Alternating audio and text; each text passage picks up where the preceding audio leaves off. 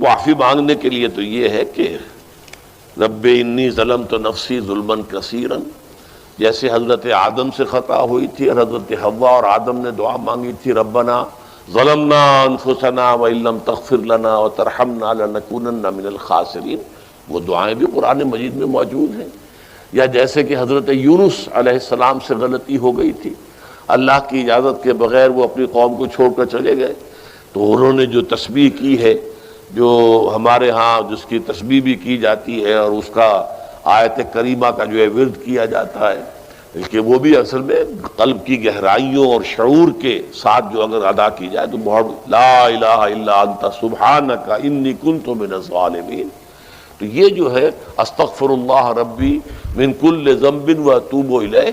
یہ بھی ہے، تو مختلف ہے اس کے لیے کہ جو قرآن مجید میں بھی آئی ہے اور احادیث میں بھی۔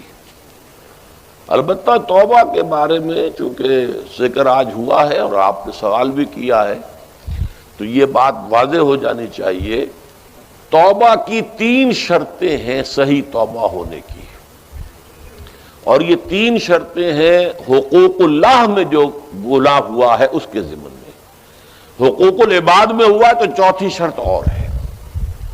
وہ 3 شرطیں کیا ہیں؟ گناہ پر حقیقی پشیمانی ہو، دل میں شرمندگی ہو، تعسف ہو کہ یہ کام میں نے کیوں کیا یا کیوں کرتا رہا اب تک، اور نمبر 2 عزم مصمم ہو کہ آئندہ ہرگز نہیں کروں گا، اور نمبر 3 اس کو چھوڑ دے بالفعل، وہ عزم مصمم پر عمل شروع ہو جائے۔ اگرچہ یہ ہو سکتا ہے کہ پھر غلطی ہو جائے، پھر ذہول ہو جائے، پھر نسیان ہو جائے، کوئی پرواہ نہیں، اس وقت جب کہ وہ توبہ کر رہا ہے نمبر 1 پشیمانی ہو حقیقی،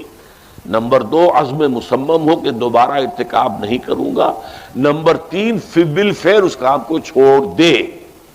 3 کام اگر ہوں گے تب جا کر حقوق اللہ کے ضمن میں وہ توبہ صحیح ہوگی۔ فَإِنَّهُ يَتُوبُ إِلَى اللَّهِ مَتَابًا، توبہ جیسے کی جاتی ہے اس کی یہ تقاضے ہیں۔ اگر تلافی کر سکے تلافی کیجئے، کسی کا مال ہڑپ کر لیا تھا واپس کر دیجئے، اس کے بغیر معافی نہیں ہوگی۔ اگر وہ فوت ہو چکا ہے واپسی ممکن بھی نہیں ہے تو ٹھیک ہے، اللہ تعالیٰ کے ہاں جو ہے وہ اس کا آپ کی نیکیاں اس کے حوالے کر دی جائیں گی۔ یا یہ کہ اگر زندہ ہے آپ اب نہیں بھی دے سکتے اس کا مال، یا آپ نے جا کے کہا بھائی میں نے آپ پر تہمت لگائی تھی، میں آج معافی چاہتا ہوں، خدا کے لیے مجھے معاف کر دیں۔ اور یہاں تک آتا ہے بعض صحابہ کا طرز عمل کہ ایک صاحب اپنے اسی طریقے سے ساتھی سے معافی مانگ رہے تھے، انہوں نے کوئی سرسری طور پہ کہا اچھا جی ٹھیک ہے میں نے معاف کیا، لیکن انہوں نے محسوس کیا کہ یہ دل سے معاف نہیں کر رہے، وہ زمین پر لیٹ گئے اور اپنا گال ایک جو ہے زمین پر ٹکا کر دوسرے کا، اس پر میرا اپنا پاؤں میرے دوسرے گال پر رکھو تو مجھے یقین ہوگا کہ تم نے واقعی مجھے معاف کیا ہے۔ تو یہ کیفیت تو اس انسان کی ہوگی نا جس سے واقعتاً محاسبہ اخروی کا احساس ہو اور شدید کہ اس کی جواب دہی ہوگی، تو اس کے لیے تو پھر وہ ہر طرح سے تلافی کے لیے خوشامد کرے گا، بھائی خدا کے لیے مجھے معاف کر، اور جی معاف کر دیں آپ، بس یہ کیا ہے، ایک معافی وہ ہوتی ہے، وہ جو پولیس والے بھی معافی مانگ لیتے ہیں کبھی کبھی، تو وہ معافی نہیں ہوتی، حقیقتاً دل سے آپ معافی مانگیں